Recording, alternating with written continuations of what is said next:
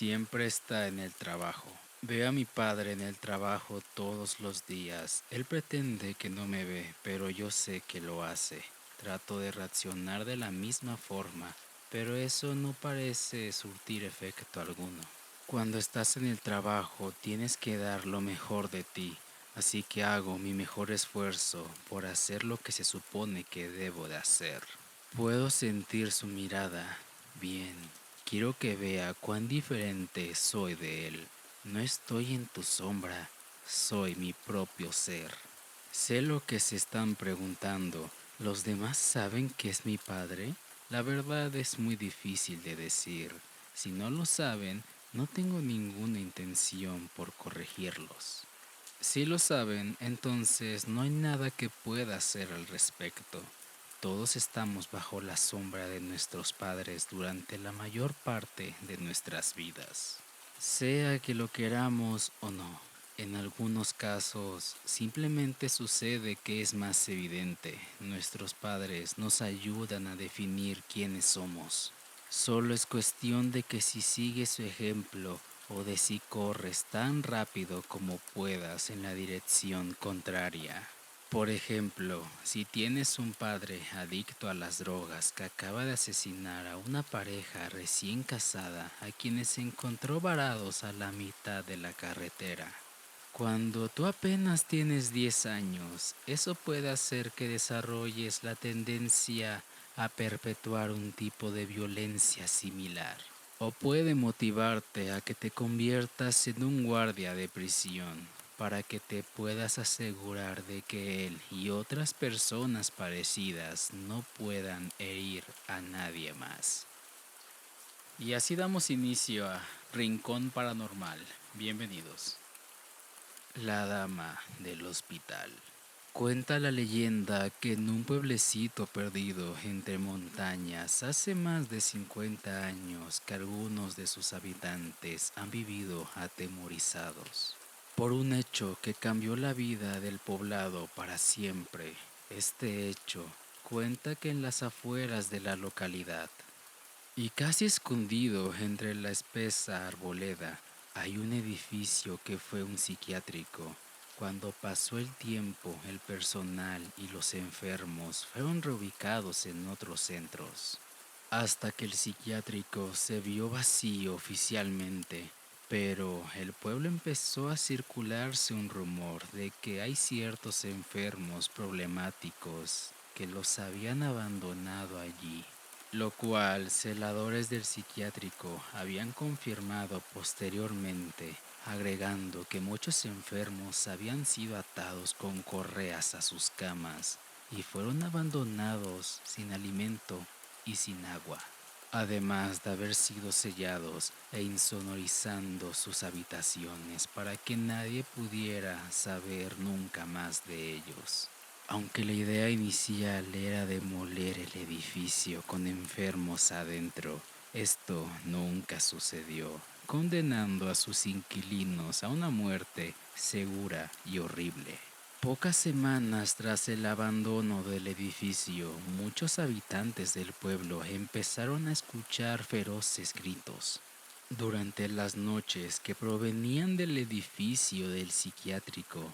Nadie quería hablar de lo sucedido, pues aquellos locos ya debían de estar muertos a estas alturas.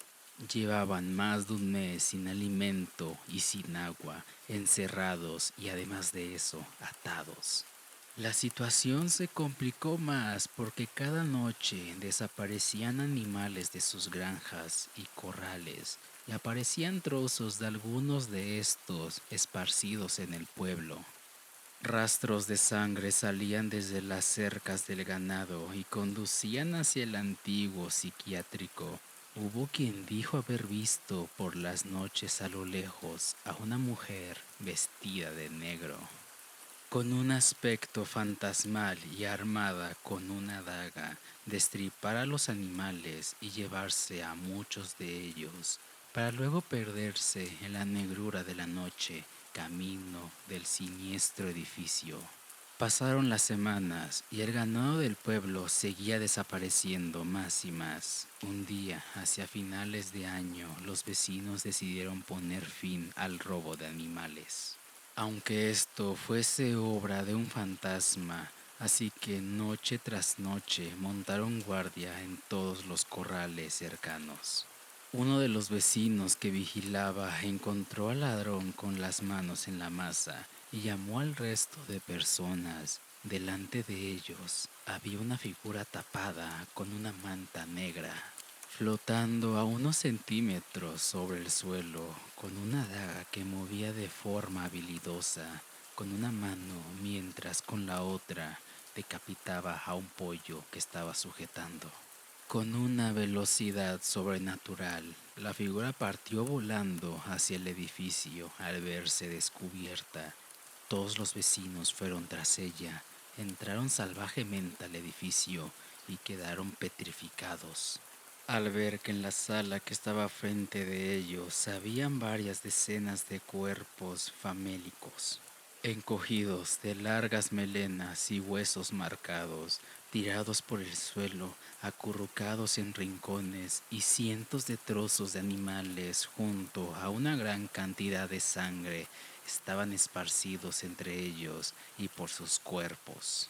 En el centro, la figura de la dama con la manta negra permanecía de pie, levitando, con el pollo ensangrentado y la daga entre sus manos. Salieron huyendo despavoridos y a partir de ese entonces, cada fin de año, los vecinos de este pueblo dejan algunas gallinas, cerdos u otros animales en la entrada de la arboleda.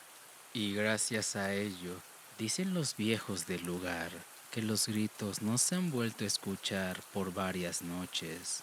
Lo que bien es cierto es que esos animales cada mañana de año nuevo han desaparecido uno tras otro sin parar. La leyenda de Marianne. Antes que nada, debo de decir que soy una novata en esta página y aunque me gustan mucho las historias de terror, no sé casi nada de leyendas urbanas. Escribo esto porque hace poco un amigo mío que acaba de llegar de Inglaterra me contó un mito anglosajón que me gustó mucho y es que voy a relatarlo tal y como él me lo contó a mí. Todo comenzó en Tedbury, una pequeña localidad de la campiña iglesia, situada a unos 40 minutos de Oxford.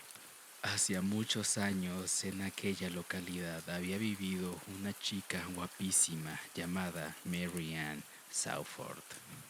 Su dorada melena rubia, su cuerpo escultural y un rostro de facciones perfectas la convertían siempre en el centro de atención, con una sola mirada de sus preciosos ojos azules. Todos los chicos del pueblo caían rendidos ante sus pies, pero, pese a su belleza, Mary Ann no era un ángel como parecía. Su soberbia y su arrogancia no tenían límite. Pensaba que por ser tan hermosa era superior al resto del mundo. Esto hizo que con el tiempo la envidia que sentían las chicas del pueblo hacia ella se convirtiera en un odio profundo. A Marianne le gustaba molestar especialmente a una chica jorobada de nombre Elizabeth, la cual tuvo que aguantar sus insultos constantemente durante varios años. Un día, Mary Ann se superó a sí misma y humilló a Elizabeth delante de Robert, el chico a quien amaba, partiéndole el corazón en trozos a la pobre jorobada. 3 días más tarde, Elizabeth fue colérica a buscar a Mary Ann. Cuando la encontró, le arrojó aceite hirviendo en la cara por mera venganza. Mary Ann logró sobrevivir al ataque, pero pagó un precio demasiado alto. Su cara angelical había quedado brutalmente desfigurada. Tenía quemaduras graves en el pecho y en el cuello. Además, había perdido parte de su reluciente melena. Cuentan que la primera vez que Marianne vio su nuevo aspecto pasó toda la noche gritando. y que sus alaridos desgarradores resonaron por todo Tetbury. Tras aquello, Mary Ann no volvió a ser la misma persona. Pasaba los días enteros encerrada a cual y canto en su casa, sin permitir ninguna visita. Tapaba todos sus espejos para evitar verse reflejada en ellos y dedicaba largas horas peinándose el poco pelo que aún le quedaba, mientras se repetía una y otra vez que ella era la chica más guapa del pueblo. Con el tiempo, la protagonista de esta historia fue enloqueciendo y un día, incapaz de soportarlo más, destapó uno de sus espejos. Inmediatamente, al verse reflejada en él, lo rompió en mil pedazos y usó uno de los trozos filosos de cristal para cortarse las venas. Días después encontraron su cuerpo desangrado encima de los restos del espejo. La enterraron en el cementerio del pueblo. Nadie acudió a su funeral. Transcurridos unos años desde su muerte, empezaron a correr extraños rumores por Tetbury. Se decía que el espíritu de Mary Ann no había abandonado este mundo y que aún se podía contactar con ella si la invocabas. Mi amigo me contó que para lograrlo debes estar solo en tu casa y esperar a que se haga medianoche. Entonces tienes que escribir el nombre de Mary Ann en un espejo y acostarte. A la mañana siguiente ese espejo estará roto y tu reflejo habrá desaparecido para siempre. En su lugar, cada vez que te asomes a un espejo, aparecerá el rostro desfigurado de Mary Ann, observando cada movimiento que hagas mientras se peina con delicadeza su raída melena. Al principio pensarás que son alucinaciones pasajeras, pero poco a poco empezarás a verla en todas partes. En el cristal de la ducha, en las ventanas, en el monitor de tu PC, hasta en tus sueños. La espantosa cara de Mary Ann te acosará como una sombra inseparable y si se lo cuentas a alguien pensarán que solamente te has vuelto loco.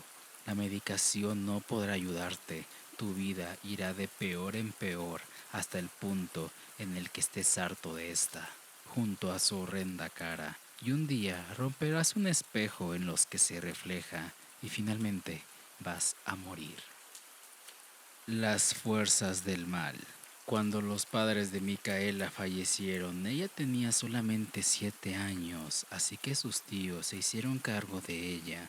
Esa gente tenía muy mala fama porque se les consideraba maltratadores. Tenían 4 hijos a quienes los hacían trabajar en el campo. El padre de ellos era un alcohólico bien conocido en todo el pueblo. La madre, una señora enojada con la vida, a quien desquitaba sus rencores contra sus hijos, y en este entorno cayó Micaela. Al no ser hija de ellos, la trataban aún peor. Alimentaba a los animales, limpiaba la casa, los corrales, el chiquero, la hacían dormir en un galpón que se caía de pedazos. De madera podrida, prácticamente no tenía techo. Su día iniciaba preparando el desayuno para todos, luego limpiaba, lavaba la ropa, en fin, la tenían peor que una esclava, así que solamente tuvieron que pasar 10 años. Por el pueblo se le veía muy poco, pero cuando la veíamos siempre estaba sucia, tenía marcas en los brazos de los golpes que recibía de parte de sus tíos. Nunca la vi sonreír ninguna vez. Siempre con la mirada hacia el piso.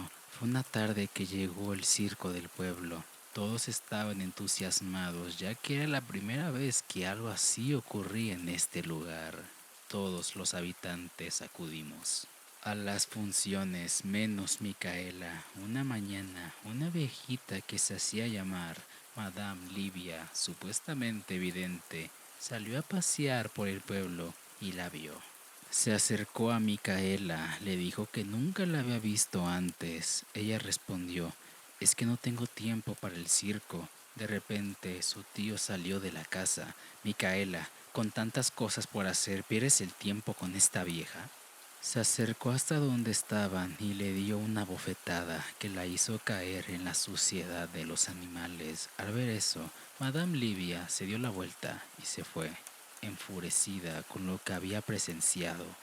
Dejó pasar el día. Al llegar la noche, se vistió con una túnica negra para camuflajearse con la oscuridad. Llegó hasta el galpón, llamó a Micaela y le dijo: «Acércate». Ella se levantó un poco asustada. «Váyase, si la ve mi tío se va a desquitar conmigo y ya recibí demasiados golpes y cosas peores». Madame Livia, al escuchar esto, la agarró de la mano. De su túnica sacó una daga, se hizo un pequeño corte en la palma de la mano. Lo mismo le hizo a Micaela, recitó unas palabras en un extraño idioma y le dijo: «Ahora tienes el poder para defenderte». Se dio la vuelta y desapareció en la noche. Micaela volvió a acostarse en la cama de paja y trapos que tenía. Comenzó a sentirse extraña, le ardía el cuerpo, lloró de dolor hasta quedar completamente dormida. Al amanecer, se levantó temprano como de costumbre. Se lavó la cara y pudo notar que sus brazos ya no tenían marcas de golpes. Se veía hermosa en el reflejo del agua. En su cabeza sonaban palabras en un extraño idioma que tardó unos minutos en entender. De repente, el grito de su tío: «Micaela, ven para acá». Ella comenzó a temblar de miedo. Se dio la vuelta y él estaba parado a metros de ella, desnudo. Su sangre hirvió. No volvería a dejar que él la tocara. Sintió una fuerza en su interior que le impulsó a gritar: «No, no volverás a tocarme. Te vas a revolcar en el infierno por lo que me hiciste todo este tiempo». Y su tío comenzó a gritar. Le brotaba sangre de la boca. Cayó al piso. Se revolcaba en el dolor. Se agarraba del estómago y dejó de moverse de repente. Micaela se acercó a él, lo miró y se dio la vuelta. Ahí estaba parada su tía. «¿Qué hiciste?», le gritó. «Tú también mereces un castigo por permitirle que me arruinara la vida». Y recitó palabras en un extraño idioma que salían de su boca sin saberlo, sin conocer, guiada por algo dentro de ella. Su tía comenzó a gritar, su cuerpo se deformó hasta quedar calavérica. Micaela hizo unos movimientos de manos y el galpón ardió en llamas. En el pueblo dicen que Madame Livia, a quien no volvieron a ver nunca más por el pueblo, ni siquiera por el circo, le transmitió sus poderes para que ella pudiera salir de ese infierno. Eso fue lo último que supimos de Micaela, a quien nunca más volvimos a ver, pero quien al fin hizo su propia justicia. El ataque de la bruja. Corrían los años 70 en una comunidad de nombre Paciencia, un hermoso y productivo lugar anclado en las orillas del río Panuco, en el municipio del mismo nombre en el estado de Veracruz. En lo alto de un cube, doña Macaría del Ángel de San Martín tenía una palapa de fresca palma y paredes enjarradas de lodo. Mujer de edad y piel blanca, pelo canoso y de hermosos ojos verde claro, la mayor de la comuna y mejor conocida como Doña Jomana Maco. Doña Maco era la abuela de la Ribera, curaba de espanto, daba consejos y contaba leyendas, dichos y cuentos. Yo escuché cuando contó esta creencia de por qué los niños no deberían de llorar durante la noche. Nunca dejen que lloren los niños por las noches, porque su llanto atrae a la cosa mala. El llanto de un bebé o recién nacido atrae a la bruja. ¿Quién querrá chuparle la sangre o llevárselo al monte? El llanto de un niño atrae a la llorona, porque ésta pensará que son sus criaturas perdidas y querrá llevárselo pensando que es el de ella. Y lo perderá por la orilla del río. Cuando el náhuatl oye a un niño, llora se lo roba para comérselo. ¿Y el robachicos? Ese indio del morral se lleva a los niños llorones y jamás los vuelven a ver. La cosa mala nadie ve, solo se siente. Es como una sombra en la mera noche. La cosa mala se lleva el alma del niño que llora y para que ya no sufra lo convertirá en un chaneque y lo perderá en la obscuridad. La otra vez un niño lloraba por empacho. Lloraba y la mamá me lo trajo a que le sacara el empacho antes de que entrara al yacal y yo lo vi como una bola de lumbre brincaba de un lugar a otro. Arriba de los platanales era una bruja que ya seguía a la mujer y al niño. Los metí al yacal y cerré la puerta, además que cerré las ventanas y prendí los toches de petróleo. Y alumbré el yacal, busqué las tijeras y las coloqué de forma de cruz por debajo del catre donde recosté al niño que no paraba de llorar aún. La bruja cayó en el techo, se escuchaba cómo arañaba la palma. Lo primero que hice fue aplicar aceite y sobar la barriga del niño, quien lloraba más y más fuerte. Empecé a rezar y al poco rato la bruja empezó a arañar las viejas ventanas de madera. Quería entrar y robarnos al niño que no paraba de llorar. Cuando la bruja entró por la puerta, entró al interior del yacal la intensa luz por las rendijas de las viejas tablas. Pensé que estábamos perdidas porque las brujas pueden meterse hasta por el agujero de una aguja, pero con tanta luz miré el altar y vi el recipiente de agua bendita, el cual tomé y de inmediato empecé a arrojárselo a la puerta sin dejar de rezar. La bruja se espantó porque ya no se escuchó nada. Le pregunté a la señora si estaba bien y con ojos pelones me susurró que sí. En ese momento terminé de curar al niño, quien despuesito luego se quedó dormido. Al abrir la puerta, de repente sentí una mano que me apretó mi brazo y me jaló con tal fuerza que caí a medio patio. Era la bruja que había regresado por el niño. Yo la vi. Estaba encaramada en una escoba y no tenía patas, o sea pies, y se fue directo a la señora para arrebatarle al niño. Corrí lo más rápido que pude por el agua bendita, pero al salir ya no estaban. En el patio, los gritos de la señora se escuchaban en los platanales. Corrí detrás de ellos hasta que los alcancé y empecé a rezar el Padre Nuestro al revés y a la vez les lanzaba el agua bendita. La mujer estaba tirada en el suelo boca abajo, fatigada por el esfuerzo. Me gritaba llorosa que no dejara que se llevaran a su niño. Yo seguí rezando con más fe y le di alcance, y la maldita bruja buscaba a la criatura en el suelo, pues lo había perdido. Recé con fuerza y le seguí lanzando el agua bendita. Y la bruja se fue. En ese momento el niño lloró y la madre lo encontró y lo amamantó para callarlo. Después de eso, corrimos hacia la choza para refugiarnos. Por muchos días, tal vez semanas, la bruja regresaba en busca del niño y en ocasiones con otras brujas más, hasta que se cansaron de buscar.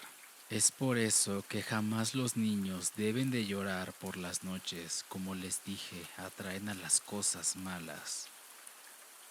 Taxista de medianoche. Permítame contarles una historia que le ocurrió a mi padre. Desde muy joven trabajaba como taxista, pues sentí una profunda pasión por conducir. Tenía 19 años en aquel entonces. Una noche, pasaba ya la medianoche, estaba buscando pasajeros cuando a lo lejos divisó a una mujer que le hacía señas para que se detuviera. La mujer subió al coche con movimientos suaves y casi etéreos. Le pidió que la llevara a un lugar llamado Las Cruces. Mi padre, sin sospechar nada, asistió con la cabeza. Durante todo el trayecto, notó algo extraño en aquella mujer. La mujer no pronunciaba ninguna palabra y mantenía la cabeza agachada, oculta bajo un velo de oscuridad. A medida que avanzaban, el silencio se volvía casi palpable, impregnando el aire con una sensación de inquietud. Finalmente llegaron al lugar mencionado, un antiguo cementerio que se alzaba con una solemnidad ominosa bajo la luz pálida de la luna. Mi padre giró el coche en un retorno y le informó a la mujer que ya habían llegado. Sin embargo, ella, con una calma perturbadora, le pidió que la llevara más adentro del cementerio. Mi padre, en su ingenuidad juvenil, ascendió nuevamente. Se adentraron en el cementerio y cada metro recorrido parecía absorber la calidez de la noche, dejándolos en una atmósfera helada y opresiva. Al llegar a la mitad del cementerio, mi padre volvió a preguntarle si ese era el lugar adecuado, pero ella insistió en avanzar aún más. Al final del recorrido se encontraron con una malla ciclónica que dividía el cementerio de un lote baldío. La mujer, con un gesto delicado, le indicó a mi padre que se detuviera allí. Bajó del coche, dejándole un billete de 50 pesos en la mano, y se dirigió hacia la malla que tenía un agujero. Mi padre, aún desconcertado, pensó en iluminarle el camino y encendió las luces altas del coche. Fue entonces cuando lo vio, la mujer cuyas piernas se alargaban de manera grotesca. Comenzó a dar zancadas, moviéndose con una rapidez inhumana a través del terreno baldío. Un terror indescriptible lo invadió y comprendió finalmente la naturaleza sobrenatural de lo que estaba presenciando. Arrancó el coche y aceleró sin detenerse hasta salir del cementerio, ya fuera, en la seguridad relativa de la carretera iluminada. Trató de calmarse y asimilar lo que sucedió. Recordó el billete que la mujer le había dado, pero al buscarlo no lo encontró por ninguna parte. Desconcertado, llegó a la base de los taxis, donde sus compañeros, al verlo pálido y agitado, le preguntaron qué le había pasado. Mi padre, con voz temblorosa, les contó todo lo que sucedió esa terrorífica noche. Los demás taxistas, hombres maduros que entre 30 y 50 años, escucharon en silencio con expresiones de asombro y reconocimiento. Al terminar su relato, ellos se miraron entre sí con gravedad, y uno de ellos le explicó que se había salvado de una experiencia aún más horrenda. Le contaron que otros taxistas también se habían encontrado con esa mujer misteriosa, pero a ellos les había ido muy mal. Amanecían tirados en lotes baldíos, arañados e inconscientes. La mujer, al parecer, había castigado a aquellos que intentaron sobrepasarse con ella. Mis compañeros le dijeron a mi padre que debido a su juventud e inocencia, la mujer solamente le había dado un pequeño susto. Así fue como mi padre, con la voz aún cargada de la emoción de aquella experiencia, terminó su relato. La marca de aquella noche quedó grabada en su memoria hasta el día de hoy. Caídos. Para el final de la década comenzaron a caer personas del cielo. Siempre estaban desnudas, sin ninguna prenda, siempre con una sonrisa petrificada en sus rostros. Al comienzo solo fueron unos cuantos, pero luego cientos y miles caían de una sola vez, destruyendo autos, hogares y bloqueando las autopistas. Se hicieron descubrimientos extraños por medio de investigaciones. Eran humanos, pero carecían de toda sangre, intestinos y corazón. Nadie podía explicar las sonrisas repulsivas que tenían o de dónde es que provenían. Fue una mujer de Costa Rica quien hizo el más perturbador descubrimiento. Identificó a uno de esos cuerpos caídos como un pariente suyo que murió hace mucho tiempo. Cuando ella era una adolescente, entonces encontraron más y más identificaciones. Dentro de poco, las personas estaban descubriendo a sus allegados fallecidos por medio de las grabaciones. de video que circulaban por las noticias y por las pilas de cadáveres y crematorios. Nadie podía explicar por qué estaban regresando y cayendo desde el cielo. Pasaron varios meses antes de que se observara algo todavía más angustiante. Luego de eliminar los cadáveres, no notaban mucho hasta que el mismo cuerpo volvía a caer en picada desde el cielo. No nos podíamos deshacer de ellos sin importar que las personas estaban siendo asesinadas por el volumen creciente de cuerpos caídos y no mucho tiempo después, su entierro, ellos también comenzaron a caer. Mi madre fue asesinada por un cuerpo que la aplastó en plena calle. En cuestión de semanas, los noticieros reportaron un cuerpo que se había quedado atascado en el parabrisas de una avioneta. Vi el rostro sonriente de mi madre, más feliz de lo que jamás la había visto. Dicen que el infierno está lleno, que los muertos regiran la tierra. ¿Qué hay en el cielo entonces? Noche de cita. Le daba golpecitos a mi copa de vino con calma. Mis ojos danzaban por el reloj en la pared. Se le había hecho tarde para la cena, pero solo ligeramente, típico de Shauna. La puerta del restaurante se abrió y mis ojos se encendieron cuando vi a mi cielo cruzar la sala y sentarse.